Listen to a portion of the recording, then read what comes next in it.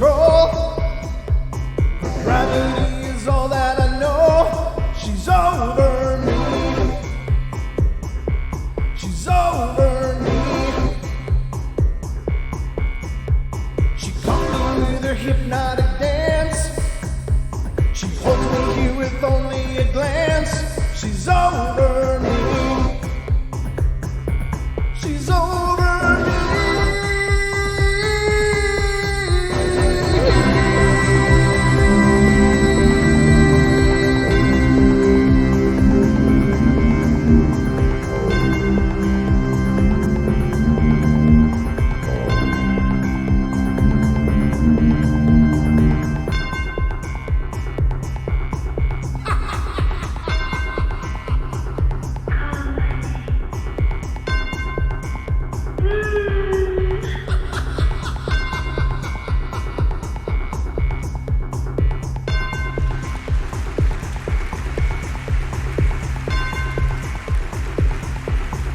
Ladies and gentlemen, boys and girls of all ages, welcome to the Paranormal Portal. I'm your host, Brent Thomas, and I'm here to keep you entertained. Are you not entertained? I hope you guys can hear me okay. I kind of sound quieter in my own ear. I don't know why. That's weird. Do I sound normal to you, Don? You sound fine. I sound fabulous. But then you're sitting right next to me, and I have like my volume turned all the way up too. Okay. So, you know, it's and well, there you go. Cha says we're good. We're good. Okay, well, I love being good. In fact, I hope that I'm the best. But that's just me. Anyway, I hope you guys are all ready because we're going in.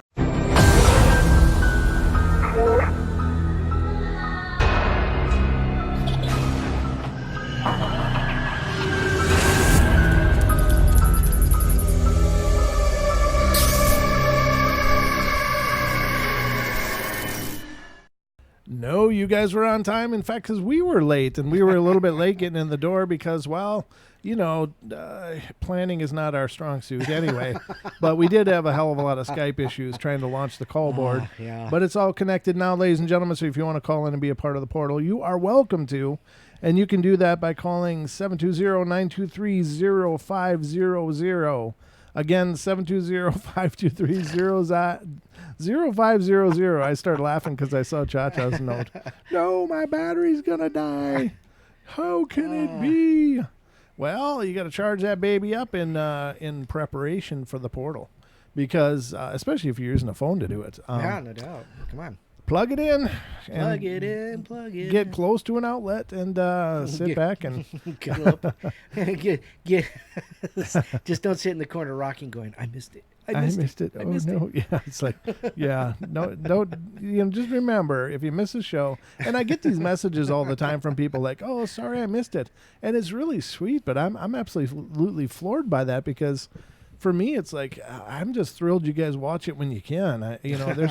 There really is no expectation for you that you guys have to be here when we do the live show.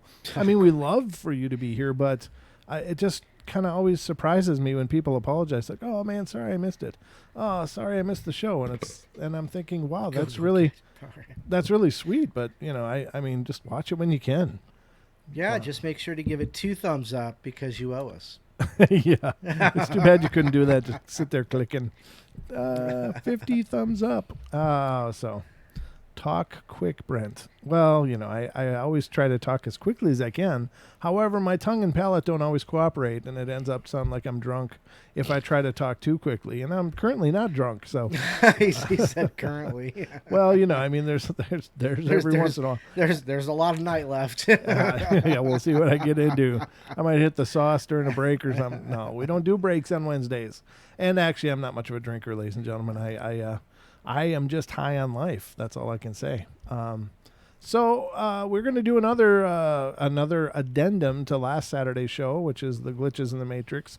So tonight is even more glitches in the Matrix. And what are glitches in the Matrix, you ask? Well, let me tell you. They are kind of where reality breaks down, where weird things happen, much like is depicted in the Matrix movies, although nobody is currently stopping bullets with thoughts that I know of, nor leaping from building to building or flying around or anything. But things change. Like last time we did a story where these people went to a hotel room and Oh, yeah. By morning time, it was a whole different room than the one they checked into. There was a person spilled ice cream on their leg in a weird splotchy pattern. When they wiped it, there was still that same splotchy pattern on their skin. It wouldn't wipe off. Told their mom about it, and the mom was like, "Oh, well, that's your birthmark." Yeah, that's your birthmark. And Anyway, the person is NPC. like, yeah, the person is like, I never had that birthmark before, but suddenly I had a birthmark in the shape of the splotch of ice cream. So very strange weirdness, and the list goes on and on and on. And what is going on, I don't know. But it definitely seems to demonstrate a very malleable reality. I mean, it's just, maybe it's not rigid and concrete and set in these mathematical absolutes that we are kind of conditioned to believe, like reality is reality, and you have to accept the fact that, well, this is, if you get grounded in reality, and what if it's much more fluid than we thought? And so that's kind of what it's all about. People having all these experiences that don't make sense, seem to defy all the physics, the odds, Mandela effects, time slips, time changes, weirdness like that. So, Jeez. what? Cha was talking about Jesus on a potato chip for some reason. Okay. Well, that can be a religious experience, I suppose. But anyway, I got some more things to read to you guys. So, Don, by the way, everybody will please welcome my good friend and co-host, Mr. Don Longbeard. I'm sorry. I forgot to introduce you didn't I? I'm a piece of the furniture over well, here. you're just such a staple part of the show that it hardly feels necessary to introduce you anymore. That's true. I think you're right. I'm pretty sure you're right. But anyway, how you Doesn't been? mean I don't like it though. Well, Well. in order to make you feel better. Welcome to the show, brother. Hey, thanks for having me. Yeah, how's everything in your world? You know what? Things are slowly getting better. A Ronin Quantum Frequency Channel. Yeah. That's a new name. Welcome to the show, a Ronin Quantum Frequency Channel. We may have to call you Arc. Might have to contract that a little bit. How That's a about just mouthful. Ronin. We'll call you Ronin. Good idea, Don. I was going for the acronym, but I like where you had there. Yeah. All right. Simple. So Ronin, nice to see you. Thank you for finding us. Wandering warrior. Troy Castor. That's another new one, isn't it? Yeah, actually, that's not Nice one I've heard of. No, exactly. So welcome to the show, both of you, and anybody else that's new. It's great to see you guys, and thank you so much for finding the show and becoming a part of it. Yeah, absolutely. That is a really cool name, a Ronin Quantum Frequency Channel. So a Ronin is a samurai without a warlord, right? Mm-hmm. So they're basically like a rogue of their own. They were honorless, or they I guess derived their honor from having a shogun to work under. But when they had no warlord or shogun, they were called Ronin, and they were wandering mercenaries almost, some of them. But isn't that right? Essentially, yes. Yeah, because you're really grounded in the Japanese lore, so that's why I'm bouncing it off of you. Yeah, I know. Yeah, it can also in general mean a wandering warrior or a houseless warrior. Oh, gotcha. So it's kind of the same thing. Okay, and then Troy Castor, welcome to you too as well. Treva, Treva. Been here on and off. Okay, well, good to see you again then. I saw Trey in Carrie's show today. I didn't really get much of a chance to talk though. Excuse me. Well, thank you all for coming in and being a part of it. And yeah, Carrie, I'm sure they had a great show. I'm sorry I didn't get a chance to watch that. I always love coming in and watching their show before ours. But I was busy with the Minion and talking to Don about some production stuff. Yep. So we just didn't have a chance to stop in. But it's always an amazing show. Definitely check it out. If you haven't, ladies and gentlemen, Bigfoot Odyssey on YouTube. Also make sure to check out World Bigfoot Radio with Duke, who is Brian Sullivan. He's one of our moderators as well. Wonderful friend who's helping us out all the time. And special thank you to Julia as well, Blacktree, and she's another mod. And thank you both for being here and helping keep the lid on the place. So, what?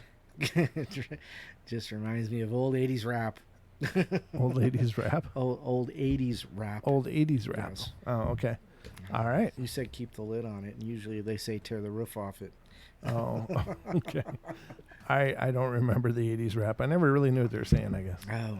Brent will be on the next episode of World Bigfoot Radio, by the way. Oh, yeah. Yeah, we recorded that last night, and it's basically a Duke's wrap-up of the Coloma and Skahulko I forget how to say the other one, but there's another location they went to that I have a hard time saying.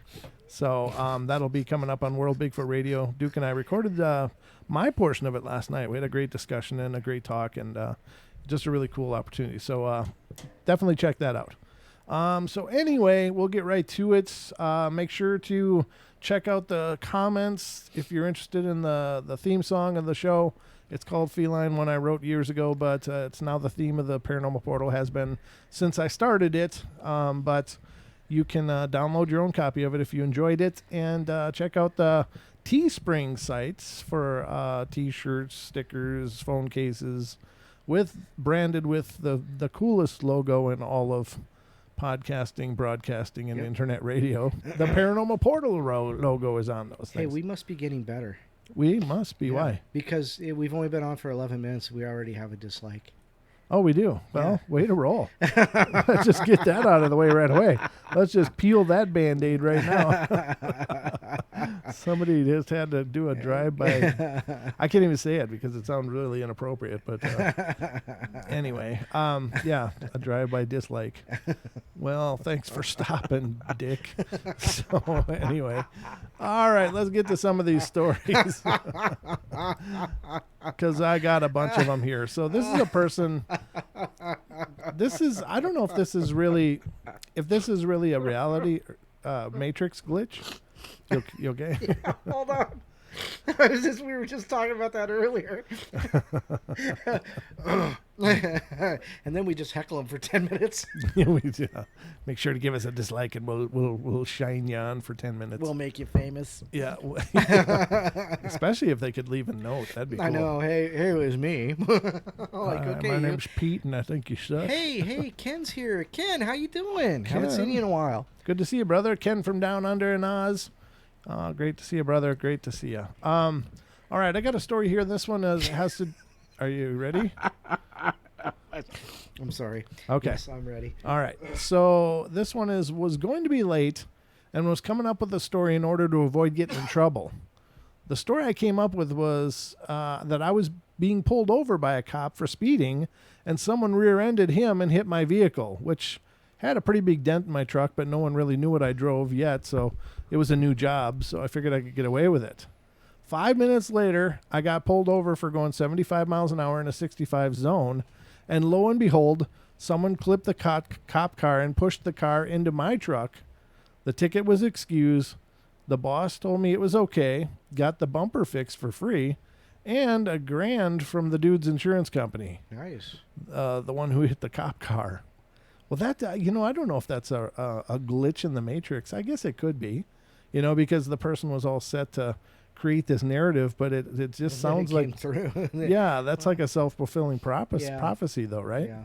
So is that a glitch in the Matrix, or is that just Providence or something? I don't know. That's a weird one. It's funny you've used that word a couple times, and we keep talking about like the movie The Matrix, and that was like one of the words, like one of the power words that Morpheus used during one of his speeches. Maybe that's where I got it from. I don't know. I did like those movies. I'm not I'm not like a Matrix junkie or anything, but I did watch them and enjoyed them. But anyway, the next one is, when I was little, 6 years old, I guess, my parents took us to Disneyland in Florida, and we went to go watch one of those shows with parrots. One of those shows with parrots. It says, during the middle, I had to go to the bathroom, so my mom took me and left my dad and my sister to watch the show. And when we came back, the entire stadium was empty, so we thought the show had ended and went back to the bathroom area to wait for my dad, thinking that's where he must have taken my sister since it's the only bathroom station in the area.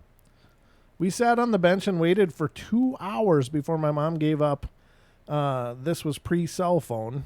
And the only remarkable thing during this time was that one of those iguana lizard things was fighting a squirrel behind the bench, and I watched that with great joy. I actually remember this. We did some other stuff, and we went back to the hotel room to wait for them, and the entire time my mom was annoyed at my dad, saying, this is so irresponsible of him. Well, after a few hours, we got back to the hotel room. My dad and sister, who was a year younger than me, came back, and obviously they started arguing, both saying they were waiting for the other at the bathroom. beverage. Kicking me back. Me and my sister, on the other hand, started telling each other about the lizard and squirrel that we saw fighting. Apparently, both of us saw what happened from the same vantage point on the bench.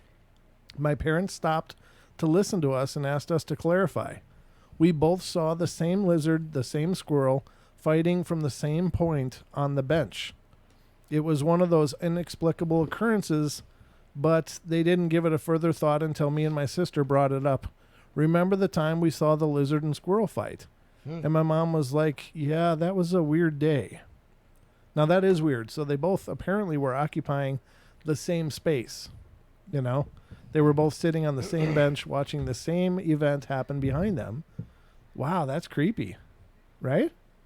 It certainly is, you know, because, you know, you're sitting there and, you know, you're waiting for the other to get there. But it's like, once again, we talked about, you know, the dimensional shift kind of thing. Right. And, you know, when they came out of that bathroom, that may have been when they, you know, stepped through the adjustment bureau door, you know, and everything switched. So that's really curious, though. It's like neither of those two parties knew that they had transitioned from anything to anything. They just were completely oblivious to the fact that something incredible happened. They were, you know, one of the two, the mom and the boy, were in a situation where there was no show obviously going on at that moment. Well, that would suck. Right, but the dad and the sister were there, and then they got up and went out to sit on the same bench at the same place. Each party in their own, I don't know, dimensional reality. Yeah. So they kind of split apart, and at what point did it snap back together? Probably when the father and the daughter came back through the door of the hotel. Right, but they must have slipped into the same dimensional, the same dimensional reality prior to getting there. So something at some point occurred that snapped it all back. Weird. And now get this, ladies and gentlemen, on the show every once in a while. Here's the thing, and this is maybe a great demonstration of my theory about this. Every once in a while in the paranormal and cryptid communities comes these claims. And one of the claims that I have the hardest time with is the pterodactyl, pterosaur, dinosaur, flying dinosaur sightings. Because why don't we see them? Why aren't they there? Why aren't there remains? Why aren't people seeing them all the time? Because they're not a super intelligent creature. They're just... They're essentially as intelligent as a bird, and a bird doesn't really care if you're seeing it or not. It's just going to stay away because it's scared of you, maybe. But you know, it's not going to know that, hey, I don't want to be seen by people. Let's avoid them. You know, it's not doing that kind of logic. And so, what I've maintained as a possibility is that perhaps there are natural portals that open, and there's these dimensional time shift slips. That happen, and then after a while they just kind of snap back to their own time. So is this an example of something like that occurring, but to the people into a parallel kind of dimensional shift rather than you know, asymmetrical in terms of time? Right. So I don't know, maybe this is an example of a natural transition that would happen. Maybe the same kind of transitional dynamics that bring pterodactyls and stuff into our reality. You know, I don't know. I'm just throwing it out there. Take it or leave it. See what sticks. Yeah, I mean, I don't know. I just keep thinking about how can this be? How can this be happening? So, just my 2 cents. I don't know. These are my own thoughts. I'm not going to claim that I'm right or wrong or otherwise, but it's definitely a theory I have. And it seems like it's the same kind of dynamics that would make my idea possible with the pterodactyls coming in and going out. Well, it's the same kind of dynamics that separate a family in two different dimensional realities and occupying the same space, watching the same events, and then all of a sudden coming back together in, you know, as if they never had gone anywhere. Right. So very curious, just my thoughts. But yeah, that's a great point. Time is relative. You're right, Joseph. Very good point. Yeah. So I don't know, just my thoughts. It's just kind of weird. I kind of hesitate sometimes to put those things out there because, I mean, I have no basis in this. I'm not a scientist. I'm not a known as a great thinker. I'm not a extraordinarily educated person on physics, quantum physics, thermodynamics, anything. You know, I mean, I just don't know much of any of that, but that just is what occurs to me. So I'm glad you guys are at least welcoming to my ideas because Elaine says, oh no, Brent's using big words again. Head explosion. I know a few big words. I'm just not always sure what they mean. No, I'm just kidding. I usually They just know. sound good when I throw them in there. The more syllables, the smarter I am. So, I don't know. Let's go to the next one and see what this one's talking about. Ooh, sounds kind of cool. It says, I was standing outside at work having a smoke. Of course. One. I was looking at the bike rack and thinking about how it was silly. They just placed one there and didn't bolt it down or anything. Then a bird footprint showed up. Just one bird footprint. Like a ghost bird just put one foot down in the middle of the otherwise undisturbed snow. It happened right in front of me. I was looking exactly where it happened when it happened. Very weird. Most likely the snow just happened to collapse in that shape, but it still is strange. That is strange. I don't know. Just one footprint with no bird there to do it. 1 foot, one-footed pterodactyl. Yeah. It's a little micro pterodactyl. Maybe. Actually, there were. Oh, they were small smaller- birds. Yeah. Yeah, Dinosaur birds, right? I can't remember what they're called. I can't either. I think I only know a handful of dinosaur names, and that's probably the same ones I learned when I was about 5. Yeah. Brontosaurus. Hey. There's no such thing as a brontosaurus. It's called a brachiosaurus. They changed the name. Diplodocus. It's more like Dipshiticus. Yeah. I know. There you go. So here's another one. And said, this happened to me, or happened to my dad, so it's not exactly a personal story. But anyway, my dad was driving down a long, lonely highway in Ohio, doing about 90 in his Z28 with a radar detector. Rolling hills and whatnot meant that the cops could hide at the bottom before you could see them and slow down. So all of a sudden, his radar detector starts blaring, and he slams on the brakes. And right over the hill, there's a squad car running radar. He's super relieved, but when he looks at the detector, it's not even on the windshield. It was unplugged in the glove compartment. Oh, jeez. Unplugged Wow. in the glove compartment. Now that sounds like you got a good co-pilot there. Some, spirit hanging out going, I'm going to throw you a bone here, brother. You need to slow your butt down. Because it's a real nice car, see? Yeah. Exactly. So somebody threw him a bone there. That's like divine intervention at that point. No doubt. It's your guardian angel going, hey, wait a minute. Yep. You owe me $5. Yeah. Exactly. That's really cool. So it wasn't even plugged in, wasn't even on the windshield. It was just in the glove compartment. Right. But it still triggered. It still went off. So lucky guy. That's incredibly fortuitous. Fortuitous. Another big word. Yeah. I got a pocket full of syllables down, and I'm not afraid to use them. So, all right. So another one. When I was like 10 or 11, I was going to the beach with my aunt and her friends, and there were 2 cars of us. To get there, we had to go through a very large industrial area. We didn't know the direction, so our car was following the other. And suddenly, they did an unexpected turn, and so our driver had to take a sharp bend. In that moment, we heard a very clear, loud voice inside the car saying while laughing, "Sharp bend him." Or sharp bend, like this. Let's do it like this. Okay. Sharp bend. The driver immediately hit the brakes, and we looked at each other puzzled. We all recognized it as a voice not belonging to any of us.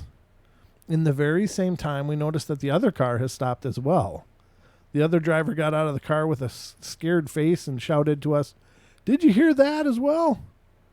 Well, they heard the very same thing inside their car. Oh. The area around was absolutely fully deserted. Wow, so somebody's hanging out. Somebody's hanging out giving some color commentary on the traffic. It's like their own John Madden spirit hanging around. So it just said, what, a sharp turn? bend. Sharp bend, huh? So, And they did a Yui? well, no, they had already done a sharp turn, both cars, and then the voice came into both cars going, "Oh, sharp bend, some weird disembodied Okay. voice." All right. But that does sound more spiritual than a glitch in the reality matrix. So, but it's very strange nonetheless. True. Yeah, no, I'd start getting worried if you notice your car being circled by a big yellow line Now you see what they did there is the fullback did it. The full Madden approach. All of a sudden, this yellow ink is appearing everywhere. And then you got a big old arrow going that way. So he went this way and he juked right. Button hook left. Now watch what this guy does here. Yeah, exactly. This guy's gonna stomp on the brakes and juke this guy, and then he's gonna hit the gas like you'd never seen before in your life. Yeah, and in true Madden style. Madden style. I just said Madam. Madden. All right. Anyway. Whatever fits. Well, I don't know what John does in his private time, but all right. So, he's still around. Madden's still alive. I don't know. I don't know. I got a funny feeling like he might have passed away, but that's a Mandela effect. No, well, that's why I'm saying. That's why I'm like thinking that it's like either I actually heard he passed away. I mean, he's not a small guy. John Madden's like cooking at least $3.5 billion on the deal. So I don't know. John Madden, Wikipedia. Hey, Huntress of the Unknown. That's a cool name. Huntress of the Unknown. Wow. Welcome to the show. 83 years old. He's 83 years old. He's okay. 83 years old. No, he's still kicking. All right. Well, he's still around. So he and his yellow marker could still be out there somewhere. All right. This one says, I woke up from a dream where I died. And when I opened my eyes, all I saw were faces all over the walls staring at me. It was terrifying. Wow. That is terrifying. I got up from my bed and turned on the light, and the faces didn't go away. I left the room and made sure I was awake. I was. I wrote on my computer, drank some water, and when I went back into my bedroom, the faces were gone. I believe this is a sleep hallucination, which I had another experience of as well. Or you're just really entertaining to watch sleeping. Yeah. They just kept, hey, come check this guy out. Well, hey, guys, what are you doing? We're going to head over to Steve's and watch him snore. Watch this. I got this balled up piece of paper right here. We're going to see if we can get a Q-tip in his nostril. That's like that's the entertainment of the spirits. Yeah, no doubt. Hey, put that Kleenex in his mouth when he opens it. You hear stories like that where people all of a sudden will have water in their mouth when they're sleeping, like, whoa. It's just really nasty. Somebody's just being a real jerk. All right. The next one. All right, says, I had a glitch in the matrix just today. I was doing a damage audit of the inventory audit. I was doing a damage audit and an inventory audit of our fleet vehicles today. I did the damage audit first, and I found a vehicle with significant damage and listed out details. This is among about 10 damaged vehicles inside of about 30 we have on our lot. Well, upon turning in the damage audit, I'm told this vehicle is not on our lot. Oh. Befuddled, I went and checked, and it was not where it was when I inspected it. I searched the whole lot, and it was gone. We had no transports today, meaning the vehicle was never moved. We also checked the location history of it, and it had only been rented and returned out of one location about 20 minutes away, and it's never been on our lot before. Here's where it gets creepy. I'm thinking, okay, I just had the unit number wrong. Nope. I pulled up previous inspections, and it had the exact same damage on it that I had written out. Wow. So somehow I inspected a vehicle properly that was not and had never been on our lot. Wow, that's creepy. That's got to be tough. I mean, how do you... Maximum Overdrive. Christine, oh yeah, exactly. The haunted car. They're just here. Yeah, they just show up for inspection. That's pretty cool. Next one. My boyfriend told me this one, and his sister and mom confirm it. He was driving through Texas on his way to visit relatives. It's dead of night on a TONNE lane highway. What's a TONNE lane? Do you know? Off the top of my head. Okay. TONNE lane highway. Anybody out there know what a TONNE lane highway is? Let me know. In the middle of nowhere. So watch for it, if you would, please. Sure, yeah. Let's see. In the middle of nowhere. Where was that? in the middle of nowhere. Okay. He hasn't passed a gas station in a while, Yes. and his tank is getting low, so decided to fill it up at the next available station. After a while, he rolls into a small town where there's a lit up diner on the right and a local gas station on the left. All the lights are on and cars filling up, so he figures the place is open. It seems to be exceptional busy for this time of night, but he really needs gas, so he decides to wait in line to fill up. And there's only 2 cars ahead of him, so it shouldn't take long. At this point, his sister wakes up in the back seat. What's taking so long? It's been like 10 minutes and not one car has moved. Then all of a sudden his sister blurts out, "None of the people are moving." And sure enough, the people waiting in the cars, the people filling up, the cashier, the people in the convenience store, none had moved since they pulled up to this station. His heart is racing at this point, but he pulls up to get a closer look. Sure enough, every single person at this gas station is a mannequin. So basically, they peeled out of there and never looked back. I wish they had taken some pictures. I would have loved to have seen it. Wow. What the hell is that all about? It's like a mannequin gas station. Maybe there's an alternate reality where mannequins live. Back in the days when they first started, really nuclear testing. Exactly. Yeah, they were setting up the dummy towns. Yeah, maybe they ended up on a dummy test facility. Why are the sirens blaring? Yeah, Duke says maybe a movie set. So. Oh, that's true too. I don't know that they set up mannequins for movie sets, but maybe they do. That's pretty crazy. Wow, that's got to be really spooky though. Why aren't anybody moving? What's going on? You'd think somebody would have come out and gone, hey, if it was a movie set, like, cut, get the truck out. Who the hell is that? Get them out of here. Yeah. So anyway, very, very strange. So the next one. I'm from Finland, and that's also where these things I'm about to describe to you happened. Go figure. Well, yeah, which makes sense. This was some years ago, pre-smartphone / GPS era. And it was the end of summer, and myself and 2 friends were on a camping trip way up in the north of Lapland. The mosquito season was over, and the weather was cooling down in anticipation of the coming fall. The 3 of us had packed up food, gear for a 10-day trek, and the car we arrived in had been left at the parking lot of a visitor center. And this happened within the premises of the Ulro Kekkonen National Park, 985 square mile stretch of wilderness near the Russian border. The terrain there varies greatly, from treeless to semi-mountainous to dense forests of spruce and pine and a dwarf birch.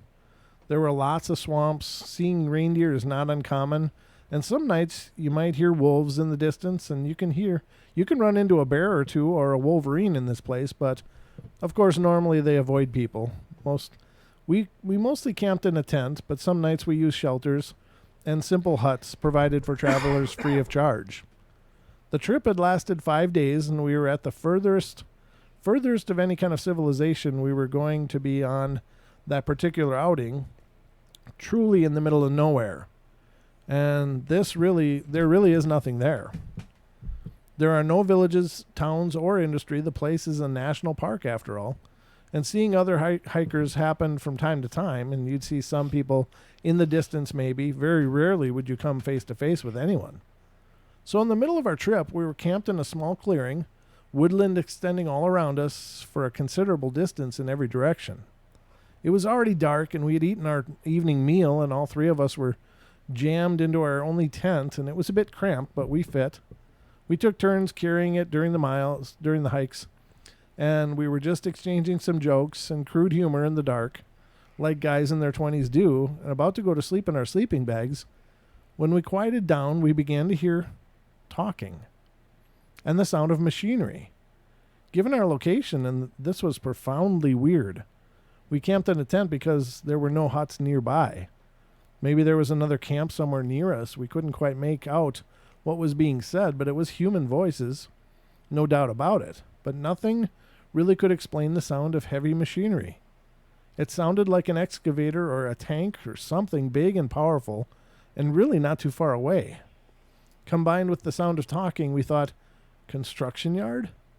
But at that time of night, in an unpopulated protected nature reserve? We got out of our tent. It was cold and pitch black. The campfire had some coals still glowing. We took out our flashlights.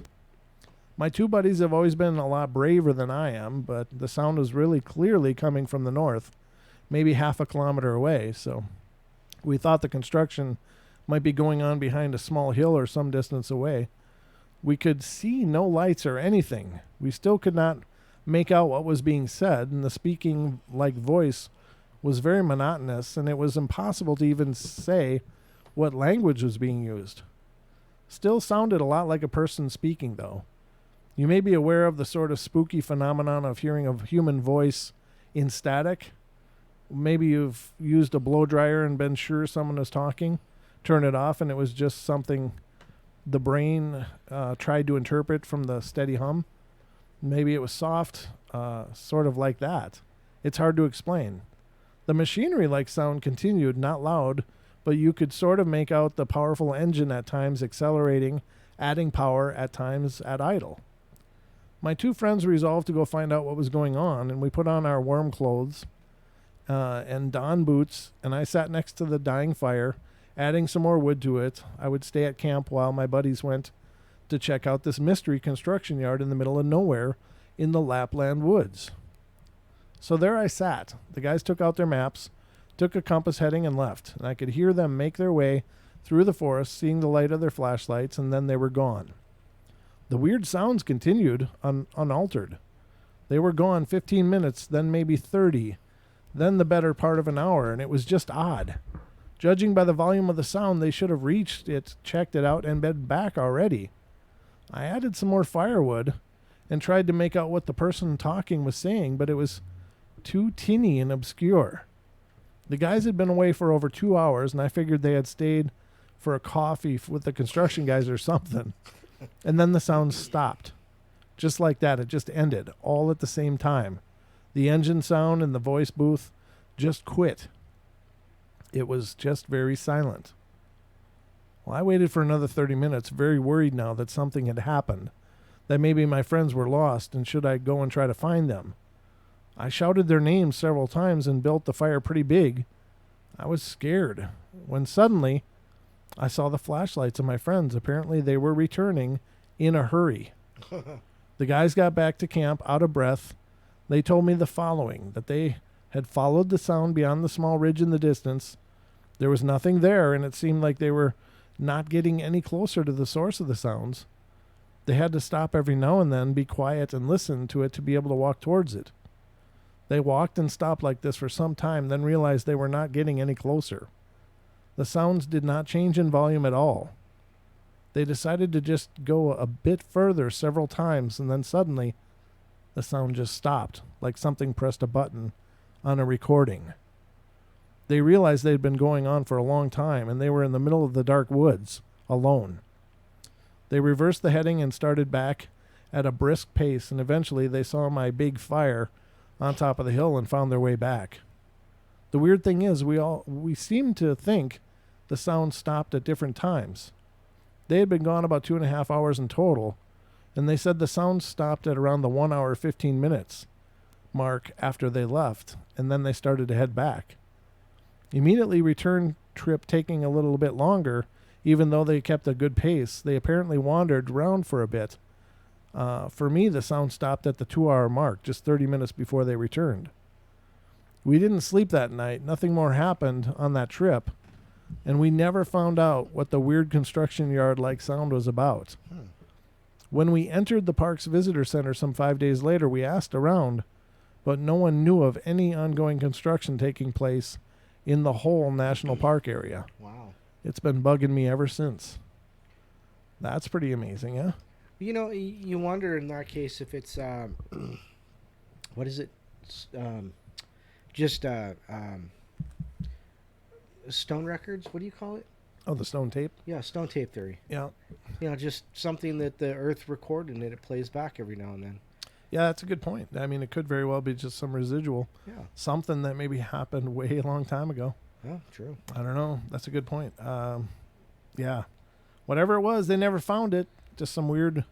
But, you know, when you get out in the woods like that, there just seems to be so much weirdness about Right. the deep woods, especially at night. Well, and you got to ask, most people aren't used to being outside by themselves in the dark in the forest, and you're not used to the sounds, so you hear something weird, and then your brain just kind of takes over and kind of fills in the gaps. Sure, there is a sound pareidolia as well, Yeah. where our minds try to make sense out of just disparate random noises. Right. Right. So maybe it was. Maybe it was so similar to what those things would sound like that's what they created. I don't know. I'm not saying it didn't happen. I just don't know what did happen. Yeah. It's very strange. Hmm. Huh. But good story. I think it was a good one, It right? was a good one. Yeah, it was a great one. Duke and Big says that that area is just lousy with all kinds of activity. Oh, really? Oh, Okay. yeah. Well, yeah. I mean, maybe the Squatch is there. Maybe they got factories or something. Squatch factories. They got They're Squatch just factories turning up there them in the out like Laplands. bears. Yeah, it's hard to say. I don't know, but there's a lot of forest up there. That was, the one of the things that occurred to me, on this outing with Duke a couple weekends ago was when you're up on top of a mountain and you're looking at 30 miles of wilderness Right. stretching out into the distance, and it's like, well, yeah, anything could be out there. Anything could be out there. There's just no way we know everything that's in these woods, And I'm sure it's even more so in a situation like that. But yeah, very cool. All right, so I got another one. Did you have anything you wanted to read? Yeah, I got some things. Okay. I mean, I don't need to hog the mic. I could use a break. Pass the mic, mister. Yeah. All right. Let's see It's here. all yours, I brother. got a bunch of little ones, and then I found a big one. Where'd that go? So, do. Oh, come on. Not that. Do you want me just to read and you search? Because I got another one ready. Oh, here's the page. Okay, here we go. Oh, okay, go ahead. I got some here. All right, we're going to make Don work now, ladies and gentlemen. All right. So let's hear what the Longbeard has on deck. My mom has some friends that I've known my whole life. They're her age. Mom was single, so they used to babysit me sometimes. I went over to their apartment for Halloween when I was 4, and they took me trick-or-treating around the apartment complex. Fast forward 27 years. I'm married to a girl I met in college who had been born in the same city I was raised in, but almost immediately moved away and was less than 1 year when she was less than 1 year old. She'd lived in other parts of our large metro DFW, so Dallas, Fort Worth, and LA area growing up. She'd heard my mom and I mention these family friends occasionally, but never met them.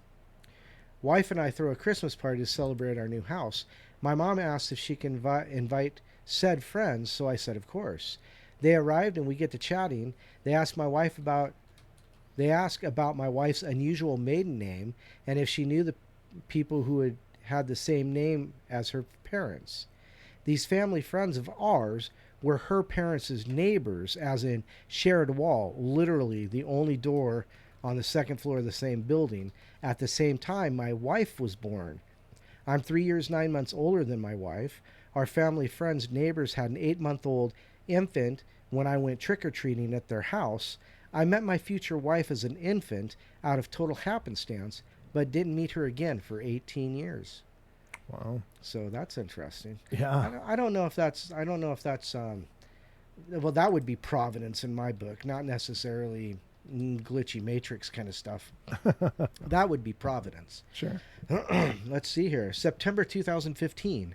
I was a freshman who just entered high school 2 weeks prior.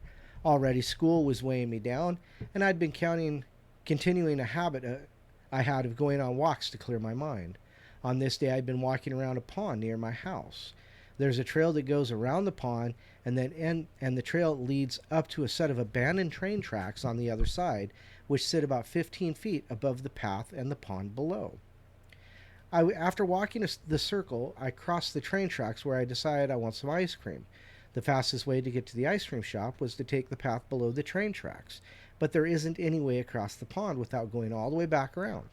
I was 14 years old. I decided that I could just jump from the tracks on the path below and keep walking. Looking down from above, it didn't seem that far of a jump, so that's what I did. The next thing I remember, I was being half conscious. The next thing I remember after that was being half conscious in an ambulance. Everything was extremely blurry, and the paramedics sounded slightly panicked. I wasn't able to move either of my legs, so I think they were both broken. This scene continues for a few minutes until we arrive at the hospital, and I was wheeled into the emergency room on a stretcher. I only had a few minutes in the emergency room before I totally lost all consciousness, and that was the last thing I saw. After being unconscious for what felt like an hour, I opened my eyes and I was on the ground. I'd hit the ground after jumping, but this time I was fully conscious. I hadn't noticed this before I jumped, but there had been a car parked watching me. I think they thought I was trying to attempt suicide, but I think they thought I was attempting suicide, but it probably did look that way. And the people in it had jumped out and called the ambulance for me. The ambulance ride had been exact as it was the first time, and I was put into the same emergency room that I had died in before. The only difference between the two events were that I was fully conscious this time, and my injuries were much more minor. I was discharged from the hospital the same night with only stitches in my lip and a slightly fractured jaw and a mild concussion. For a while after this, I assumed that the first scenario had just been a weirdly coincidental dream that I had while I was unconscious. So I did consider it abnormal. So I didn't consider it anything abnormal. It was a few weeks later, after my mom told me that the people who had helped me said that I had been conscious the entire time. I hadn't even been knocked out after hitting the ground or anything. So the entire scenario managed to happen in the few seconds it took me to hit the ground while I was still conscious. So that's like, your life flashing before your eyes, and then, you live this whole moment, and then, between the time he jumped and he hit the ground, because he was still conscious the entire time. So he just had that flash of, this is what's going to happen for the rest of my life, and I'm going to die because I jumped off the train tracks. Yeah. Silliness. Silly people. Strangeness. I only vaguely remember this incident, but one night, very late, both my grandparents were woken up by a loud sound. My grandmother swore it was a shotgun. My grandpap said it was a car backfiring, since there's no one nearby who would be shooting. We live pretty much far from anyone, but near a highway. They bickered over it for a bit and then went back to bed. About 15 minutes later or so, the phone rings. It's my aunt. Her husband had been shot with a shotgun by a neighbor just 20 minutes before. The thing is they live 7 states away. Oh, jeez. Oh, my God. So more premonition, more... I don't think these are glitches. I just think they're premonition or... What else? Psychic events, yeah. Yeah, psychic events. Could be. Yeah. Could be clairvoyance of some type, yeah. Clairaudience. Clairaudience, sure, Yeah. It's hard to know, but, it's lots of strangeness going on, well, for sure. certainly strange, yes. Yeah. So I guess a little context is in order. My girlfriend and I had been together for about a year. Never had big problems. We were both pretty relaxed people. Never had a big fight. Never had trust issues. The whole shenanigan. Why would you say that? So one day I was out in the front of the apartment building smoking a cigarette. This was before we lived together, and I had seen her the night before, had a nice dinner, gone out to a bar, and then gone to my place, after which she took a taxi home. So I'm standing out front of my apartment building, and she pulls up in a taxi. I wasn't expecting her and was pleasantly surprised to see her. I put out my cigarette, smiled, and walked up saying, "Hey, what are you doing here?" in a very friendly way. She scours at me. I think that's supposed to scowls at me, then slaps me square across the jaw. Obviously, I'm dumbfounded and at a loss for words, so I just kind of look at her. She never said anything, just barged past me into the building. I followed her up to the apartment, asking her what was happening the whole way. She goes into my apartment, grabs her bag and some of her stuff that she left there, throws a few things at me, breaking a glass or two and knocking down a bunch of stuff on the shelf. She calls me a pig. She says she knows everything and I've broken her heart. I'm trying to figure out what's going on, obviously. She stops on her way out when I touch her sleeve, glares at me again and slaps me. She tells me something like, "I hope I never see you again," and walks out. I follow her to the street. She gets in the cab and drove off. The street seems pretty empty. It's maybe 8 or 9 a.m., and I watch her drive off. At this point, I'm just lost for words, scared and sad. Then I'm watching the cab drive away. Someone hugs me around my waist from behind. I turn around and it's her, in running clothes. She was wearing heels and a leather jacket before. Wow. And I went completely pale. She said hi in her usual happy-go-lucky tone. Then she notices my look and says, "What's wrong?" I spun around, no taxi. It had literally driven away 5 seconds earlier. Nowhere could it have turned in that time, and all the lights were red. I didn't say anything to her. I just ran upstairs. Her bag was gone. Things were still broken. The door was wide open. So then I told her. Wow. We were both monumentally confused. There's no way I could have mixed her up with someone else. She is an only child. We have security checks. We had security check the cameras, and sure enough, me following a girl to my apartment, the angles weren't great, and the film wasn't great quality, but it was pretty easy for me to see my face, but hers was always hard to make out and looked a hell of a lot like her, but never a clear shot. No way was it the same girl. That's crazy. Still creeps me out, and we don't talk about it. Now that's a doppelganger. Yeah. That's obviously a pissed off doppelganger. That's pretty creepy. Yeah, wow. Unbelievable. Crazy. But it's like, wow, so yeah, she left the night before, came screaming back in the taxi, and the next morning grabbed her stuff, and I'm out of here. Wow. Of course, I would have kind of drawn a line at the slapping me part, one time, but like she slapped him like 3 times. It was like, no, that's got to stop. Yeah, well, yeah, that's you're not going to give me a chance to defend myself. That's going to stop. So did he dimensionally slip? Yeah, who knows? Into another reality where he screwed up pretty good? Yeah, that wasn't his girlfriend he went out with the night before, but his girlfriend actually saw him. That's a good question. Yeah, right. Yeah.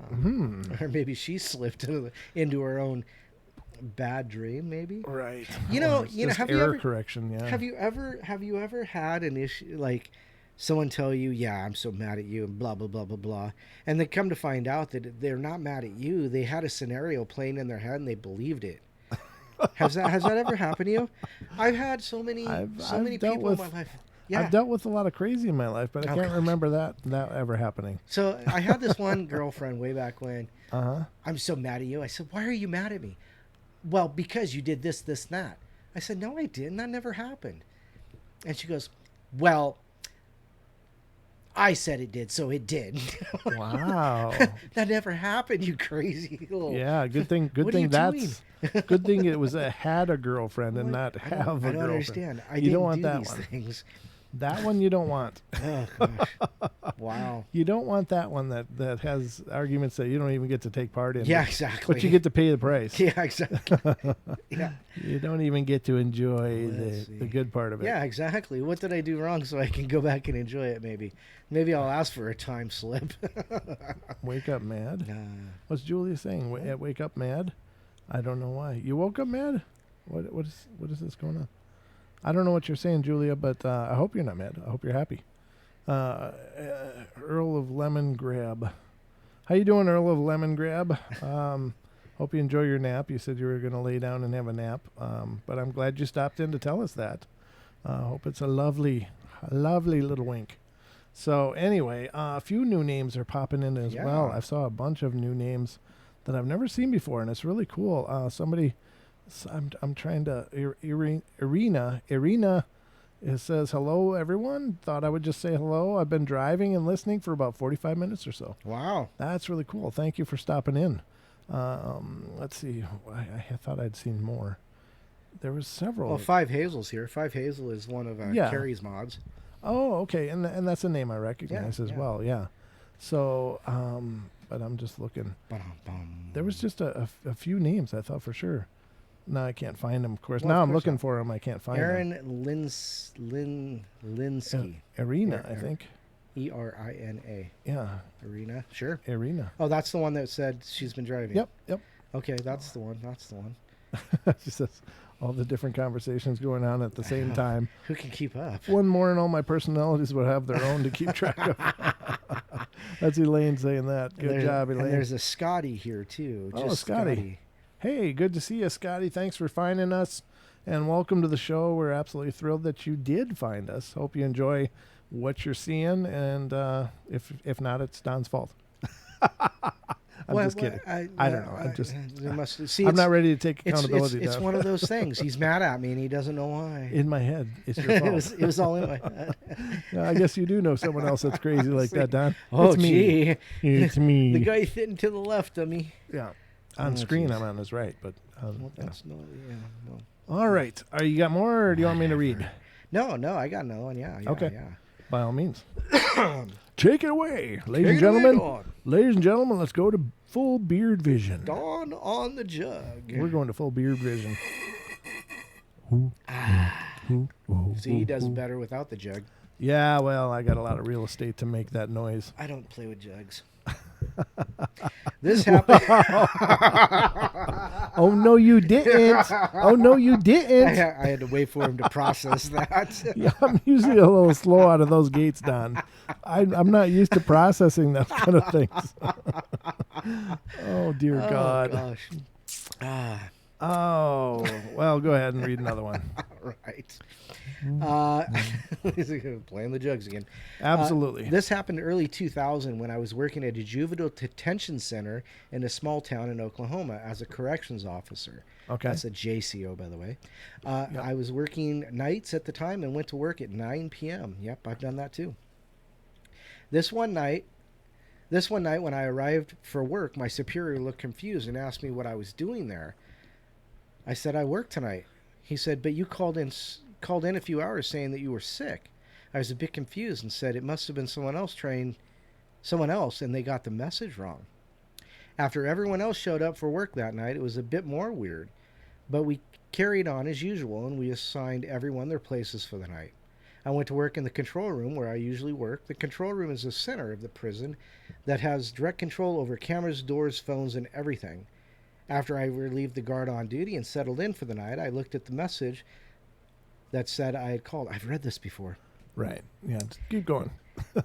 It said that I had called at 6:50 and said that I had gotten sick while out cleaning up after the storm. There had been a storm the night before, and it was a bit bad, but not anything I had to go out and clean up. Truly weird. The supervisor came into the control room at that time. He was also a friend of mine, worked outside of work. Gosh, I wish they'd write these things. He was also a friend of mine outside work, and we started talking about it and how odd it was. I decided to call my wife at home and tell her about it while she was still sitting there. I picked up the phone and dialed the number. After 2 rings, a man picked up the phone and in a raspy voice said, "Hello?" I didn't know what to say for a few seconds. Mm-hmm. I looked at the phone and made sure I dialed the right number, and I had. After a few seconds, the person says, "Hello?" in the same raspy voice. I said, "Hello? Who is this?" "This is Taylor. Who is this?" The person said. My head started spinning because my name's Taylor also.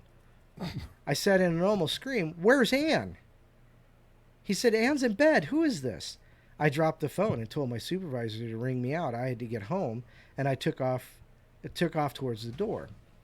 I hear Dave pick up the phone behind me and say, "Hello?" and was soon followed by, "What the?" rather loudly. I ran to the car and drove home faster than it was legal. My mind was racing the entire time. I busted through the door and my wife was sitting there watching TV, was shocked at me being home. I asked her who was there, and she had said no one had been here. After a rather long talk with my wife, I went to call the prison and tell them what was going on, but the phone was dead. I went back to work, and when I came in, Dave was acting weird and asked me, "How the hell are you doing this?" He told me when I left, he picked up the phone and the person on the other end of the phone sounded like me. He kind of freaked out and hung up the phone. A minute later, as he could see my car leaving the parking lot, I called back from home and asked what the F was going on. Mm-hmm. He said that I was a bit irate and said I was sick and didn't feel like playing these games and was telling him to stop prank calling him and hanging up. After convincing him I had no idea what was going on, we went back to work. Later, I found out the phone line from my area had been knocked down the night before by the storm. This is the absolute strangest thing that's ever happened to me. So on top of all that, The line was dead to his house. So he couldn't even have called in. Yeah, exactly. Wow. Huh. That's creepiness. Dun, dun, dun, dun, dun, dun. Creepy, creepy, creepy. All right. All right, let's see here. Oh, well, let's see this. My dog was sick, and the only vet was 2-hour drive from my house in the mountains, so I had to leave him overnight. The vet assured me he'd be okay and not to worry. I went home to bed around 4 a.m. I woke up and saw my dog at the foot of the bed just staring at me. I jumped out of bed, and he was gone. I immediately called the vet office. It was a 24-hour vet. When the night shift girl answered, I said, "My dog's dead. I just saw him." She asked me my dog's name, then told me that she had just checked in his kennel 30 minutes ago and he was fine. I asked her to check again. She came back a few minutes later and said, "You're right, he's dead." Oh, jeez. Oh, no. Huh. That's tragic, right? Well, at least, the dog came to say bye. Wow. It would be tragic, though. I mean, Yeah. You call up the vet and they don't even know your dog's dead. Yeah. Hey, you're right. I just checked on him 30 minutes ago. He was fine. Wow. So, well, that's weird, though. You would think that they would know that. Well, you never know. I guess not. Who knows? We do have a call, and I see it's Miss Diane. So Oh. let's see what Diane has to say. Hello, Diane. You're on the air. Hi. Jesus. Okay. It is I. That was loud. I wasn't ready for that. Regulate. Wasn't quite ready. I was not ready. Welcome to the show. Nobody expects the Spanish Inquisition. Oh, sorry, it's not the Spanish Inquisition. It's only me. Well, what's on your mind tonight, ma'am? I have to tell you. Uh-huh. Well, I'm having my own glitch. I've been having trouble with my phone. Right. It won't hang up, is the problem. And so I ordered another phone. I found one used just like it on Amazon. And I'm, trying to figure this out, and I'm calling the company that the phone is with, and they want my phone number, and I give them my phone number to that phone. This is how we figured out it was the phone that was doing the problem. Okay. But it's not my phone number anymore. Okay. So I've had this phone for over a year, and I've been giving out this phone number, and people have been getting me with this phone number, and you guys recognize this phone number. Well, but for some reason, in my mind, it was a different number,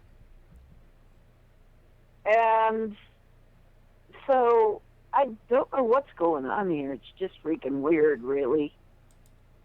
It's freaking weird, and the phone just won't hang up. Okay. So it's continually like it's off the hook. Oh. So anyway, that was one thing. The other thing, around the same time, I came into my kitchen and found this tuft of fur.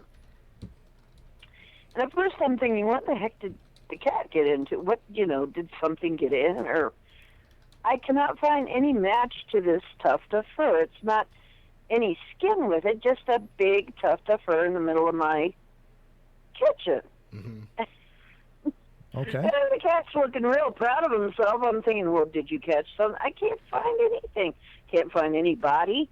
I can't find anything around here it matches. I don't know where it came from. Wow. That's strange. You just got hairballs showing up. It's not a fur ball. No, it's like a tuft of fur. It looks like it got ripped out of a squirrel's tail or something. I don't know where it came from. It's just laying in the middle of the floor. Wow. And and this is all while I'm gone, you see, because, that's where the problem with phones started is, while I was gone, I came in and I found this tuft of fur, and I had that. I'm kind of going back in time a little bit. I'm thinking about this. It's like, this is all very odd. Right. Yeah. I'm finding this, then my phone just won't hang up anymore, and then I tell them about my phone number. I give them my phone number so they can look it up, and it's not the number I remember it being for the last couple of years. Wow. Okay. So I don't know what's going on, man. Yeah, there's This some is really strangeness. freaky. So I did see a video though the other day that says the timelines are going to be sealing up pretty soon, and whichever one you're in, come this fall, there's two like huge planets coming out of retrograde, which happens to be Jupiter and Saturn, the two biggest ones in our solar system, are coming out of retrograde. And so the way that this person was explaining it is there's been an open portal ever since the one of the eclipses, I think. Oh, okay. She said, and it's about to close when these planets in this fall, when these planets go direct. I'm looking at this and I'm going, well, Saturn and Jupiter. Jupiter's my sun sign ruler, and Saturn's conjunct at 1 degree. And I know you guys don't know what. Some of you probably don't know what this means. Maybe some of you do, but the configuration she's describing, so near to my birthday in December, it's really weird. It's like, so the two biggest planets are coming out of retrograde. They've been in retrograde for the last, like, 12 years or something, at almost the same time, within a month. Wow. And it's supposed to make, like, really big changes. But, see, Jupiter is like the planet of expansion. Saturn is the planet of contraction. Okay. So, I mean, that's part of the reason my chart is so weird, is because they're conjunct 1 degree in my chart. So, that's why I'm always wavy gravy, is because you've got these two planets going like railroad tracks through my chart, right? Kind of both pulling on me. So that's going to happen to everybody, supposedly, coming this fall. So everybody get ready. It's, according to this woman, she is saying that the timelines are going to seal, and whatever timeline you're in this fall is when you're staying in.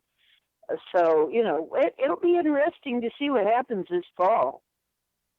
Something like in September, by about the second week of September or so. I have to look it up, and I'll give you more information when I get it, if I can find any corroboration for this. Wow, that's pretty intense. That sounds good. Yeah, it sounds pretty intense, and it's going to be intense for, no wonder I'm having issues, because it's like, this is practically, in my birth chart. I mean, a lot of these things, it's like you look at where it is in your birth chart. Well, very prominently in my birth chart. So there you go. Whatever's going to happen, I think I'm probably going to feel it really well. Be sure to let us all know. Whatever it is, let us all know. Whatever comes of it. Right. That kind of stuff is pretty bizarre. Right. I don't know. It's just, to me, it's like really weird. I mean, I'm getting, like I said, I'm getting all these weird things. Like, I swear, my phone number, Yep. I know you can misremember things, but no, that isn't quite, it's weird, man. I hear ya. So, right. Okay, so just letting you know, I don't intend to disappear, but we'll keep a but space if for they're you. right about this, start thinking about where you want to be, which timeline. Okay. Yeah, no doubt. What? Oh, I said we'll save a space for you if your phones go weirky again. We'll always have a home for you here, D. Wavy gravy. Your wavy gravy. Oh, thank you. We love your wavy gravy. Wavy gravy. All right. Thank you so much for calling My in. gravy is always a little wavy, so it's just, I don't know. Right. Okay, I love you guys. Thank you. Love you too. See We'll talk to you soon. later. I'll be back in chat. Okay, we'll look for you there. Bye. See ya. All right. We're back at it. Very cool. I think there is a lot of strangeness going on for a lot of people. Yeah. We're all experiencing weirdness in our own existences, and I think that it's kind of like we all have our own dimension. Our lives are our own dimension where we are the star, and of course, Right. they overlap with each other's and stuff, and we become co-stars and things like that. And yeah, that's it. And I'm not. That doesn't have anything to do with having a show. I just mean that we are our own Truman Show. We are our own Longbeard Show and our own Brent Thomas Show, and we are the Paranormal Portal Show. Yeah, but everybody out there has their own show, and it's like for some reason things really are kind of going bizarre for a lot of people, and I think it's the culmination of a whole lot of things happening, a lot of raises in quote unquote vibration, like people are vibrating at a stronger frequency than ever before. That's just a term. I don't really know how else to say it, but I think that we're just in a real transitory state right now, and so it makes sense, I guess. Right. That I don't know about timelines locking down and all that stuff. I don't pretend to know about stuff like that. That's it's out of my pay grade, I guess. But I do think that it's symbolic in any event that everybody's experiencing these times of really strangeness and oddness, and like old things don't fit anymore, and we're all kind of recreating ourselves. So we're in this really dynamic time of our history as a planet. So who knows what will be on the end of all of this, but it's a hell of a journey, right? It certainly is. Are you getting a cold, do you think? I don't know. Oh, okay. I don't know. You're getting sniffly and stuff, and coughy and sneezy. I got this cough going on. It's this tickle in the back of my throat, really. Okay. I'm trying to kill it with this jug, but it's not working. Kill it with vitamins, Don. So anyway, did you have more that you wanted to read, or because I got a bunch more yet to read too? No, sure, go ahead, because I know you want to clear your board. So well, I'd love to, but I don't think I'll even get through all of these. But I'll get as far as I can. Sure. So here's another one. I had a subjectively long, involved dream where I was a vendor in a fish market. I remember getting up early, dressing, and doing a whole morning routine, going to get tea, heading out to the docks, buying the fish, loading them in a cart, and going to get ice, and then haggling for ice, buying some less fresh fish. That's a lot of weird words.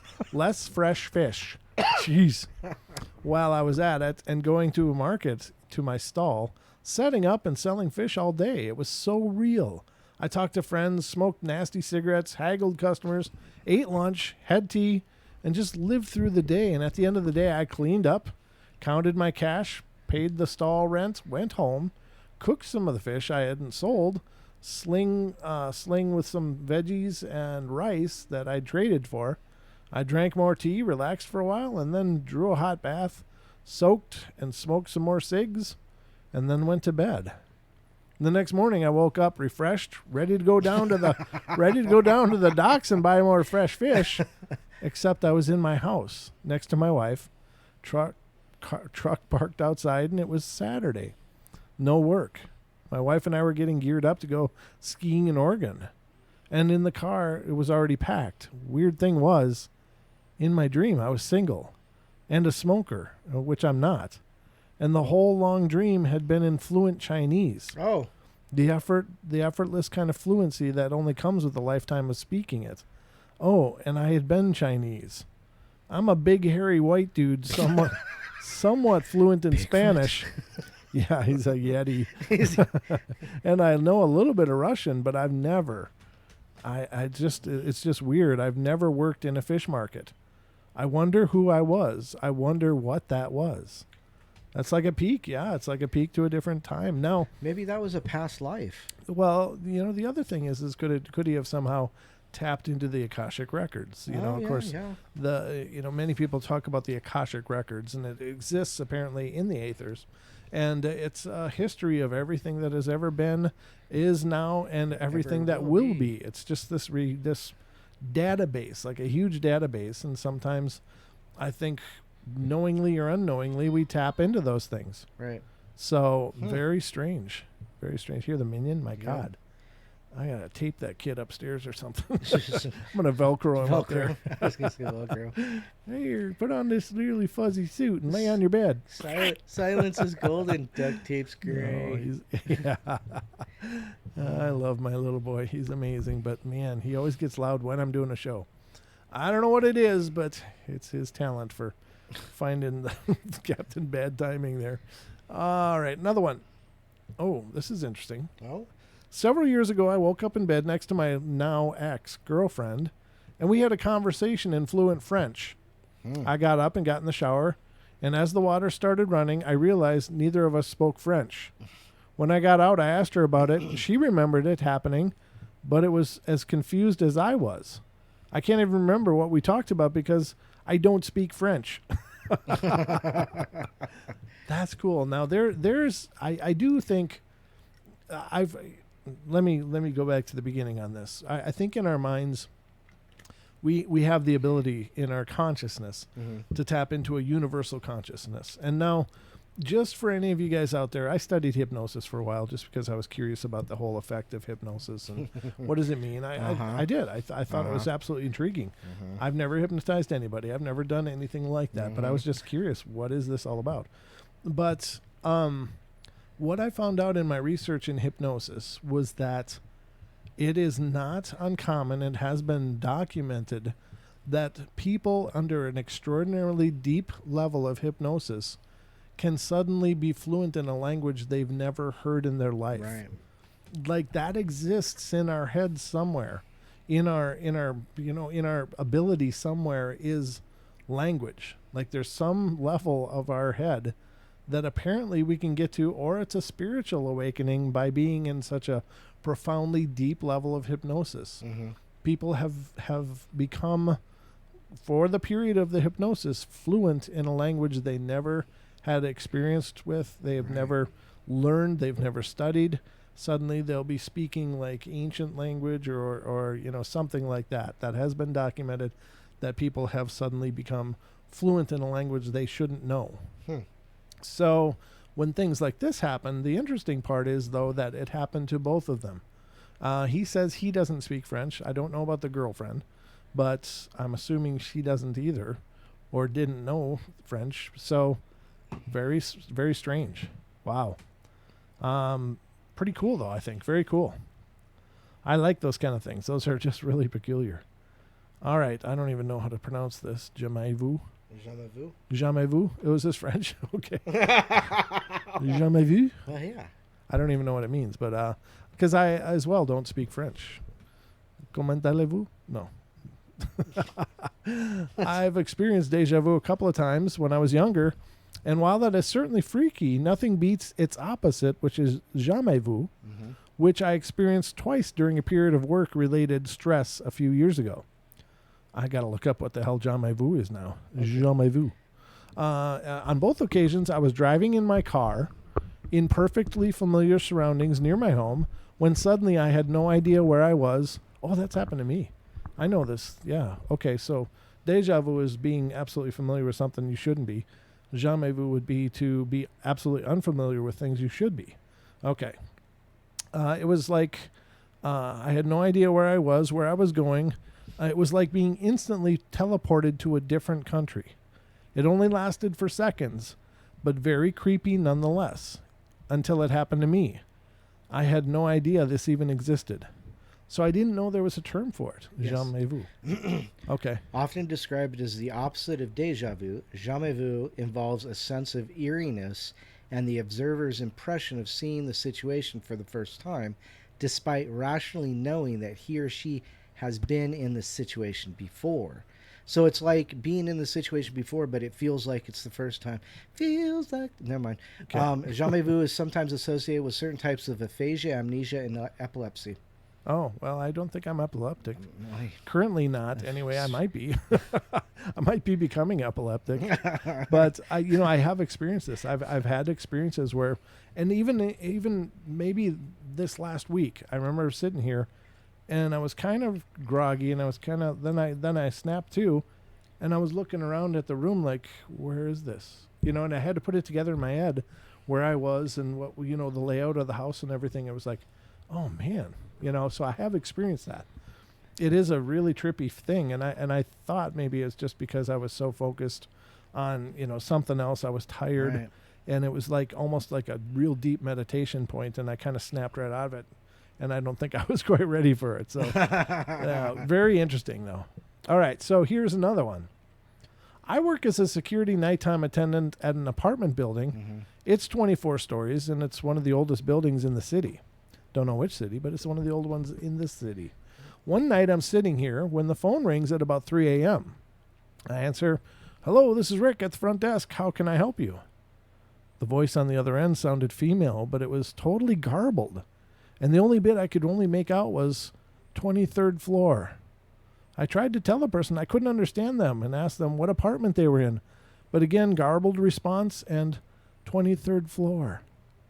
After a third time of trying to understand them and the same response, I said since I couldn't understand them, I'd come up and meet them at the hallway.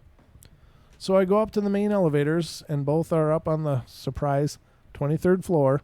Lucky we have an older service elevator, and it's only on the 7th floor, so I call it down and get in and hit the button for the 23rd floor, but it won't move, and the inner door won't close.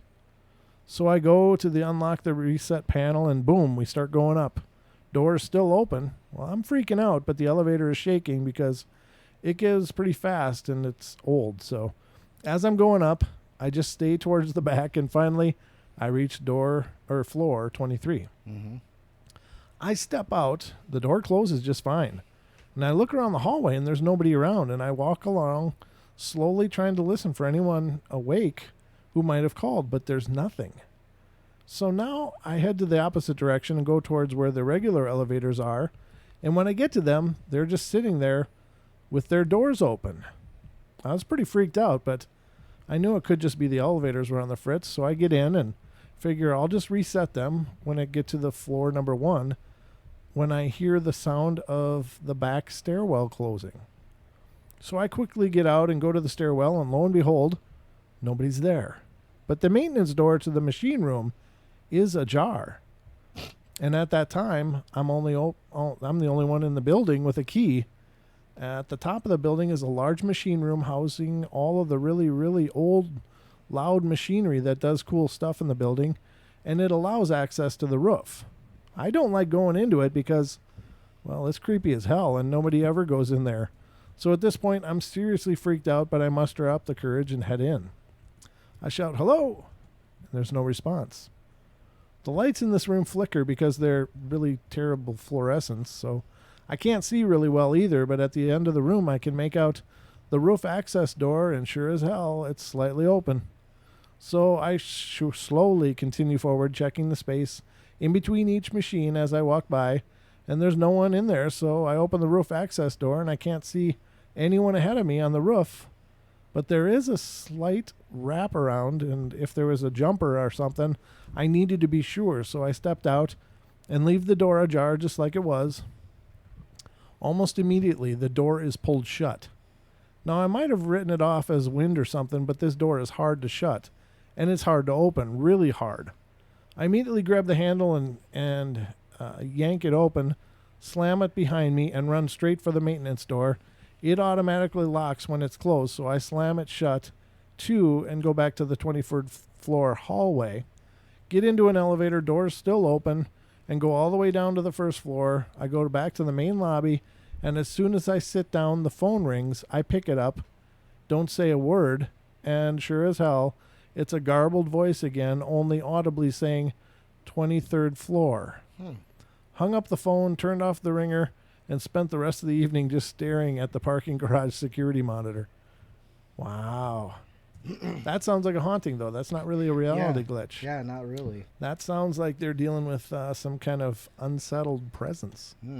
That wanted maybe to launch him off the roof. And he didn't find anything up there. He just weird doors opening and closing, and that's something. No body, but never mind.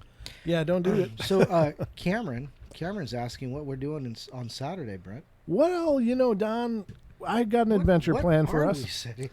We've got an adventure plan for us, and it's going to be the Paranormal Portal. Will be going to the Spokane Bigfoot Conference this Saturday. Right? Really? We will. This Don Saturday? This Saturday in Spokane, Washington. Don and I are going to head over there and hang out with and rub elbows with all the big wigs. No, I'm just kidding. We're just going to go and check it out. We're going to also stream from location. I'm going to whip out my selfie stick and my phone, and I'm going to bring you guys a show from the conference, if they'll let me. I think they will. They probably will. I mean, as long as we're not like, videoing the actual speaker, Right. I think that'll be fine. But one of the actual speakers is a friend of ours. Cindy Goodbreak, our That's good friend, correct. who's appeared on the show many times, both the podcast and our YouTube show and TFR show. Yep. She is a Bigfoot researcher in our area, and she will be talking, what, at about 2? At 2 o'clock, yeah. 2 o'clock on Saturday, she will be talking, doing a talk there. So we're going to go there. And if you live in the Spokane, Washington area, anywhere near there, I hope you guys will make it over there to, what is the address, Don? The address is, it is 10514 East Sprague Avenue in the Spokane Valley. Now, if you know anything about the Spokane Valley, if you've lived there for a while, it used to be the Newberry Mall. So it's up Sprague. I believe there used to be a Kmart up that way as well. So it's that big building on the right-hand side when you're facing east. Right. And so it's over by, it's just off of Appleway. So when they put that big interchange in there, which was about, it was only about 15 years ago they put that big interchange in there. Okay. So, but yeah, it's over there, East Sprague. Yeah, that's where we're going to be. Now, we're not talking, but we're just going to go and we're not, and hang out with them and rub shoulders with Adam Davies and a couple other famous people. I don't really, and honestly, I don't really care about any of that. I just want to go there and hang out and check out the Bigfoot. Say, hey, Adam, can you come on our show sometime? Oh, sure. I'm sure we could get Adam on the show anytime. Well, that's probably true too. Yeah. But I'm not. I mean, that's certainly not my reason for going. Nor yours. We just want to get out there. Yeah, get out there and spread the word. Yeah. We should, be hanging out all over in there, and hopefully it's a great show. It looks like it will be. They got some good speakers. Cindy, of course, will be speaking. Adam Davies, and several others. I think the doors open, I think, at 9. 9, it says. 9 a.m. So yes, 9 to 8:30 p.m. So 9 to 8:30 p.m., ladies and gentlemen.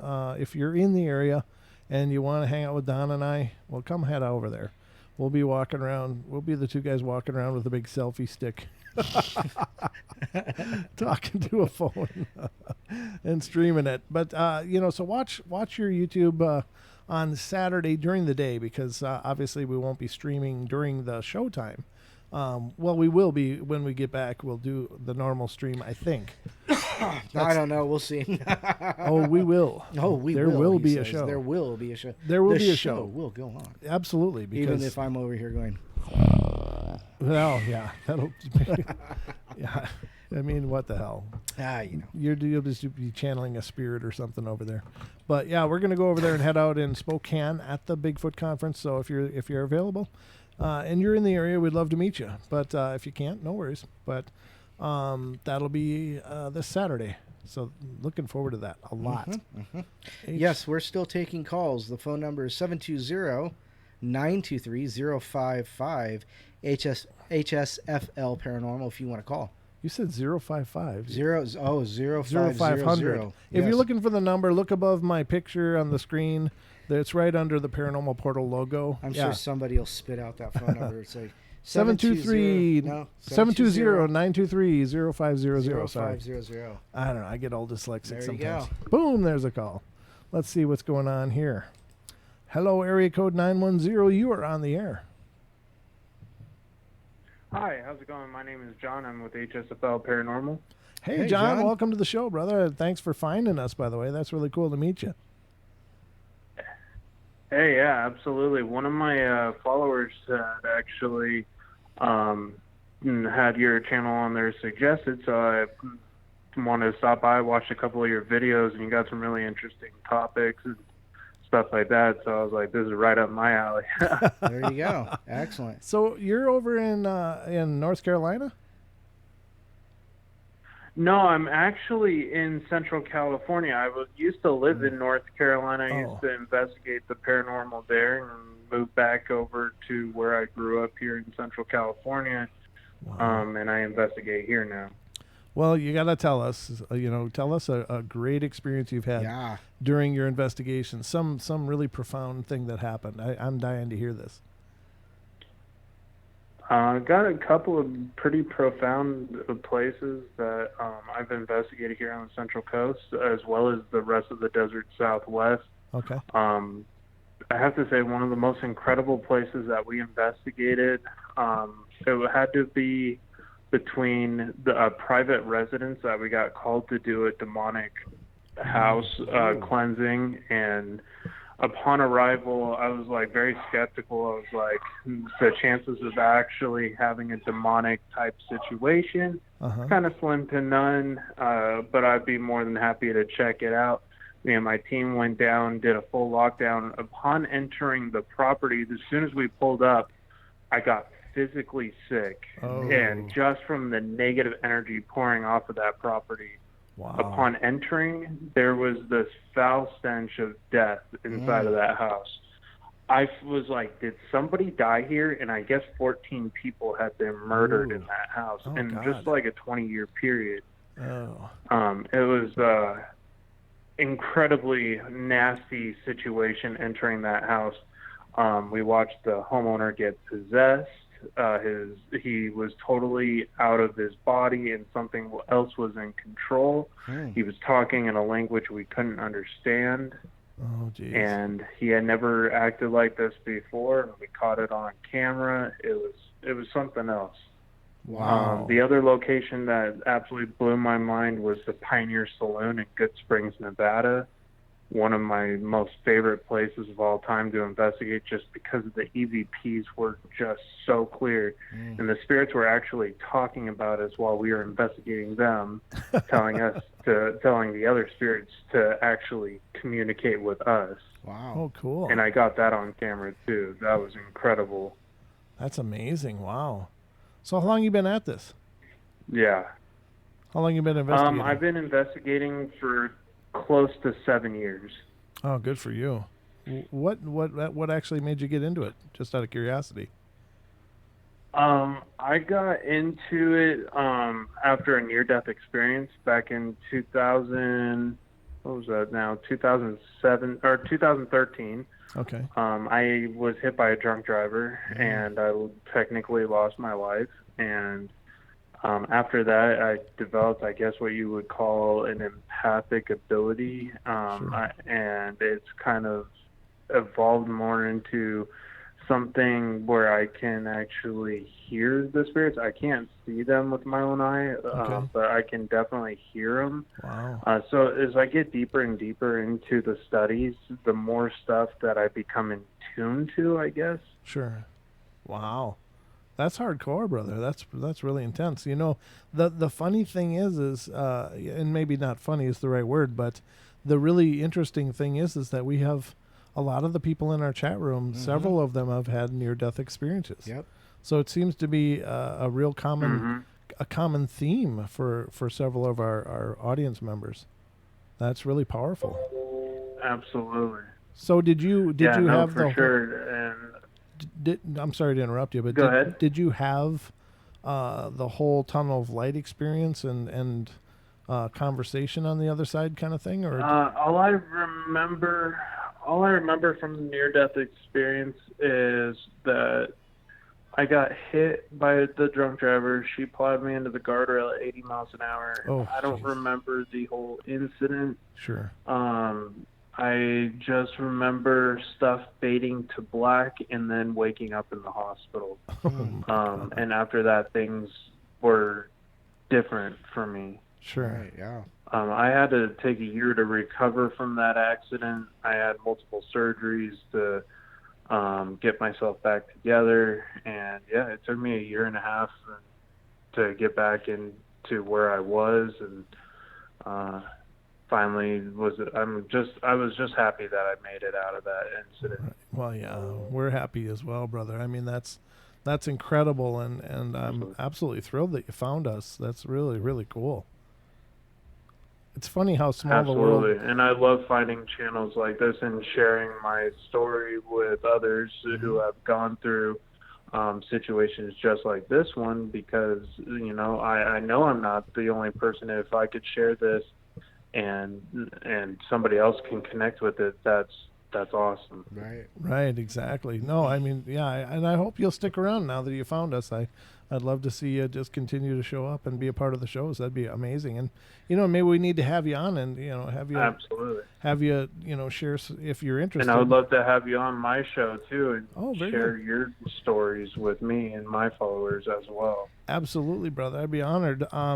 If you want to just reach out to me via email at paranormalportalradio@gmail.com. I've been stalking him since we've started talking to him. Oh, Don. Here, I'll send you his link. Don's like the CIA of the portal. HSFL stands for Helping Spirits Find Light. Oh, cool. Very cool. So you deal with a lot of transitions then and helping them transition? Yeah. We help with transitioning spirits from people's properties if requested and cleanse their houses and try to get the spirits to move on. And it's an incredible experience. But we also do a lot of urban exploration too. Right. We check out haunted and abandoned locations all over the desert Southwest, ghost towns and stuff. I'm a paranormal investigator as well as somebody who can cleanse properties as well. Very cool. I just love hearing other people's stories. So I do like a very similar setup actually to this show, the call-ins. And I like to hear other people's stories because I like to get the full knowledge of what other people have experienced and the evidence that they have captured. And I get a lot of investigators actually, and it makes the experience that much cooler. Oh yeah, yep. Yep, I agree, and that's perfect. I'd love to. I'd be honored to be on your show, and I'd be honored if you'd appear on ours and share some of the EVPs and things that you've captured. That would be phenomenal. Absolutely. I would definitely love to do that. What was your first name again? John. John? Okay. My name is John. Okay. Well, it's a real pleasure to meet you, John, and please continue to participate any way you want to, and reach out to me via email, and we'll get that scheduled. Absolutely. We'll get it all scheduled out, brother. Perfect. Will do. And what was that email again? Oh, okay. It's paranormalportalradio@gmail.com. Okay. Perfect. I'll definitely email you back and forth, and we can stay connected. All right. There you Great. It's great hearing from you, brother. Thank you so much. Perfect. Thank you, guys. All right. Have a great night. Well, that's cool. Yeah, a new name and a new face, and new connections are always nice. That is cool, and I'll have to talk to John more about that, but I'll send you his email. Yeah, well, I mean he'll be sending me an email, but yeah, I've already got it. Yeah, perfect. Yeah, send it to me because I'd like having and John, I know you're still listening out there, but we have several psychics, we have several paranormal investigators, and we have several Bigfoot investigators that are involved with the show, and it's been my great pleasure to have this community of resources to help people all around the nation and even in other parts of the world, because I think people, when they have paranormal experiences, feel just incredibly isolated. Yes, they feel like they're all alone, and it's just really cool to be able to say, hey, you know what, where do you live?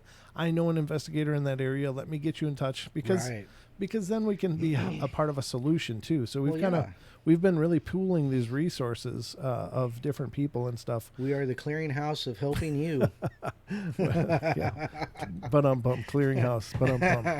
Absolutely. But John, if you're also interested in being a reference for that, that would be really wonderful. It'd be good to have people in the California area. Yeah, absolutely. But we've got Dan in our area, and then we've got Sean. Lisa. Lisa for the paranormal investigators. I mean. Yeah. Sean is in California as well, and it may behoove John to know Sean and Joel, because they're right in that neck of the woods. I don't know what parts they're all in, but yeah, very cool. And then we got Dee as well over in Ohio, and Deb over in North Carolina, and I mean, we've got a lot of people representing different parts of the country, and are able to help and willing to help. And we've even got Barbara Charlton, who helps people deal with trauma induced by paranormal events, and all of them are pro bono. I mean, they just want to help. Of course, they all accept donations if you feel so moved, but it's not a request or a requirement. It's just an opportunity to help them meet their to be there for other people as well. But yeah, that's awesome. Okay, we got another call. The lines are lighting up, Don. Yep, they sure are. And this is area code 480. You are on the air. Yeah. Hi, Don. Hi, Brent. Hi, Jess. This is Jess. Hi, Jess. How are you? I just wanted to thank. I wanted to thank John for the shout out, and I've been a part of his channel as well. Oh, cool. You've been cheating on me? And no, I came to you guys first. Oh, okay. You know, and I've been with you for a while. We are but, the. I wanted to thank him for the shout out and all that. We are the gateway drug to the paranormal, Jess. Yeah, it's cool to see him in the chat. Yeah, finally. absolutely. We are the gateway drug to the paranormal. Once you come in, you'll get hooked. All the paranormal. Well, first I was with Obaki. Oh, and then, okay. you know, Don came in one time and said, hey, check our channel out. And it's like, okay, I'll check your channel out. So, and then John I found from another channel, and I subbed to him. Mm-hmm. I've been there for a couple months. Oh, cool. Very cool. Well, it's just cool to have this growing community. What? Cha-Cha says... Oh, I know. Cha-Cha says, the portal was my first, too. We are the gateway to the entire paranormal universe. Oh, wow. Okay. It sounds like Madonna's like a virgin or something. Boy. But anyway. Yeah. Absolutely. LOL.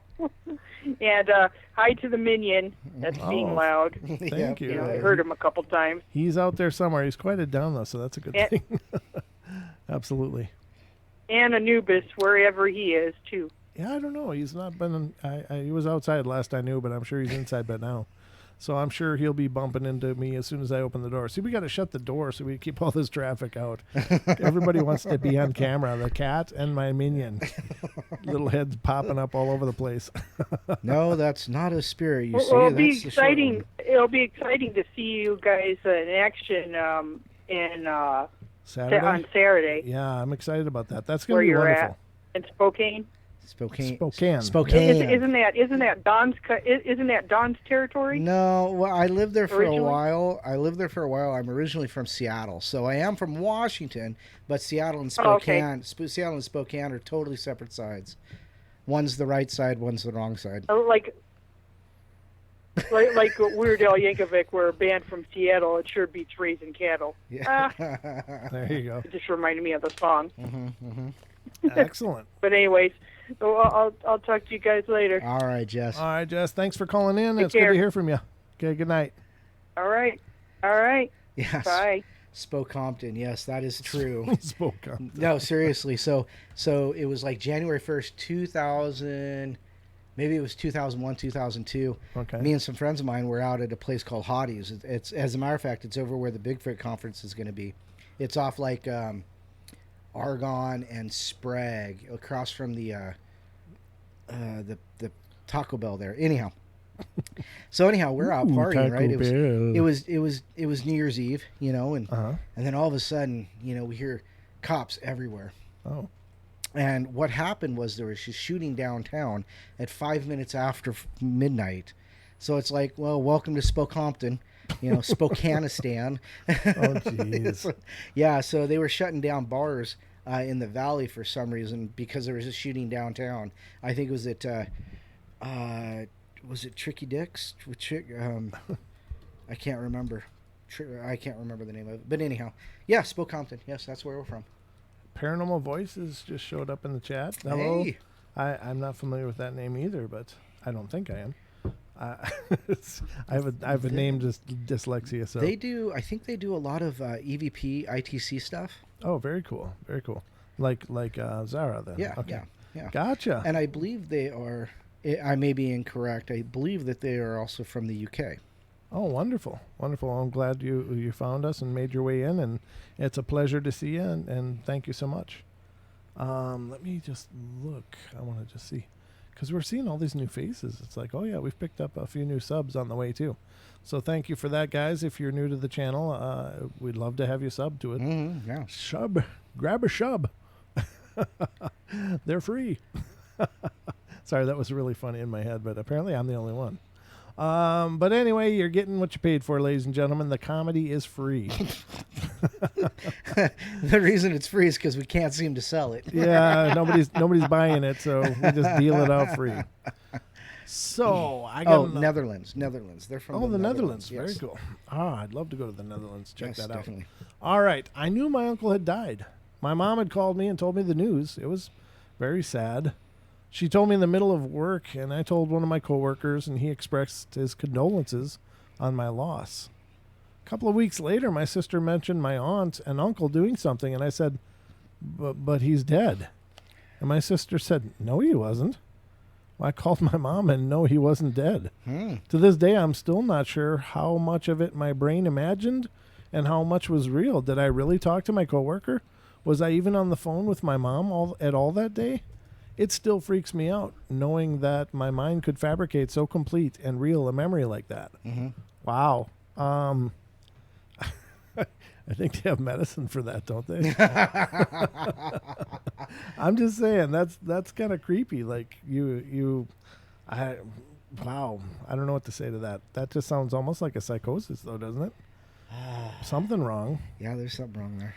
I mean, and ladies and gentlemen, as tongue-in-cheek as that is, I mean, that's definitely something you have to consider as you hear these It stories. Is, yeah, absolutely. You've got to consider the mundane. You've got to rule out the mundane, the normal, the everyday kind of stuff that can go wrong and can the abnormal. Yeah, I mean, I love the idea of believing everything is paranormal. Believe me, I do. But I don't think we're doing any favors to the community or to ourselves, to our own credibility, by just jumping onto everything bandwagon, going, yeah, that's real. That's for sure real.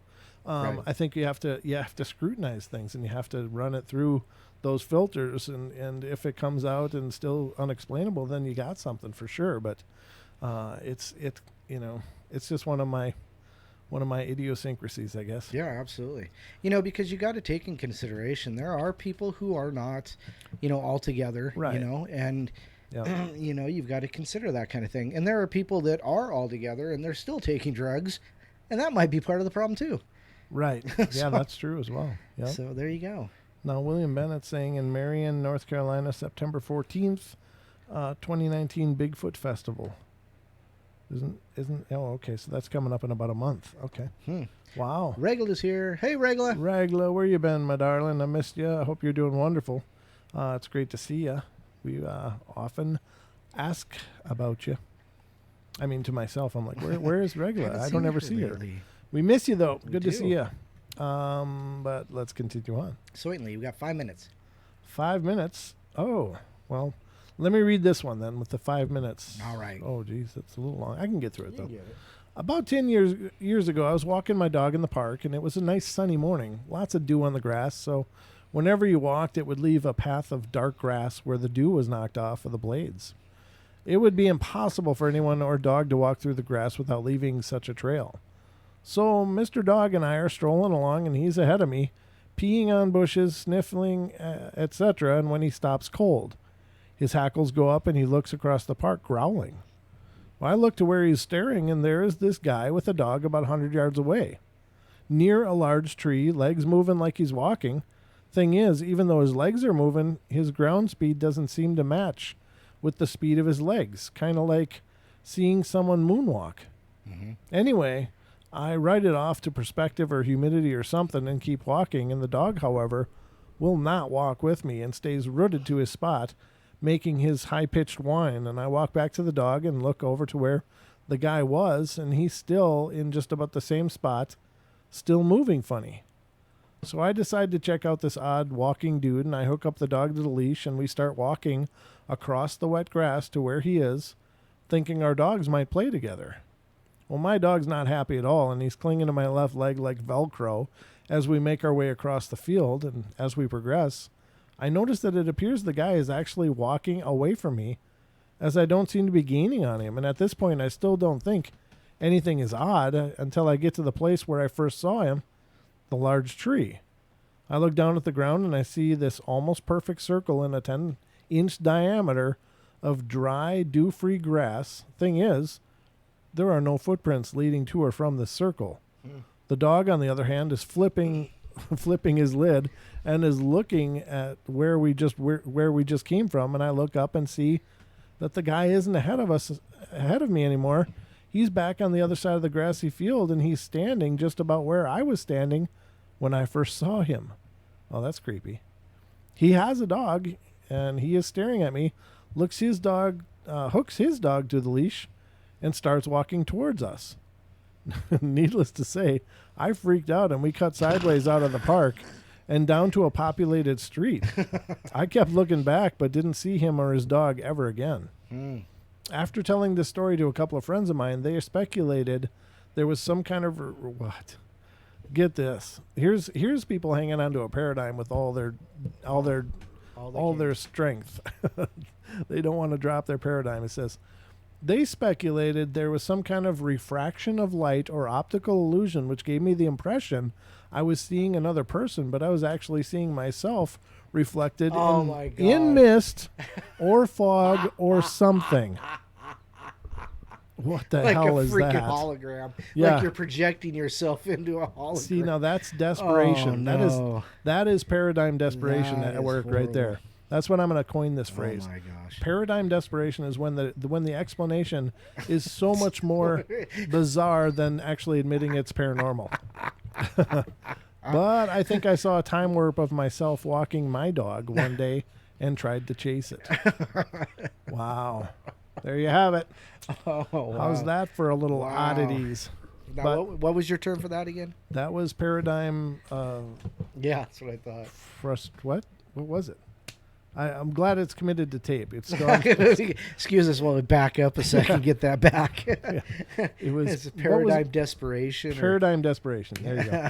Yep. So there you go. That's paradigm desperation. Wow. Thank you. All right, so guys, that's about it. Don, you got anything? No, other than we'll be Saturday. We'll be in Spokane Valley at the Bigfoot thing. I did post I'll post the website again. Yep. Nope, that's not it. I'll post the website again for where you can get tickets and what they're doing and what the happenings are. And you save $10 if you buy them online. So if you're going to be there, It's $25 a head. Oh, okay. So okay, never mind. Cindy sold me some bad fruit there. Maybe we could go get a refund on some of it. Yeah, maybe. But it's the Spokane Valley Sasquatch Roundup is what it is. It's on Saturday in Spokane Valley, Washington. We'll be there, and if you're not, then you won't see us. Yeah, Actually, we won't see you. We won't see you, and you may see us later though, because we may be streaming it live as we're going to try to do. So we'll stream as much as we can get away with. So we'll be bootlegging the video in the back like this. We'll be selling DVDs in the bathroom with trench coats. Hey, check this out. Hey, you want a copy? It's an instant copy, man. We can do it on the fly. All right, That's everybody. why it's called paranormal. Yeah, well, we're all paranormal. Yeah. So anything else? Friday. Do we have anybody coming on Friday? No, nothing. No, just you. No, just the Brentster. Deb's going to be coming on in September, but I got to remember when. And then the only other schedule that I have is Donald is going to join us again. Donald Schmidt is going to join us in November 2nd. Yeah, that's right. Yeah. I think that's 22nd. Maybe, but I think it's 2nd. But anyway, okay. I hope it's the 2nd.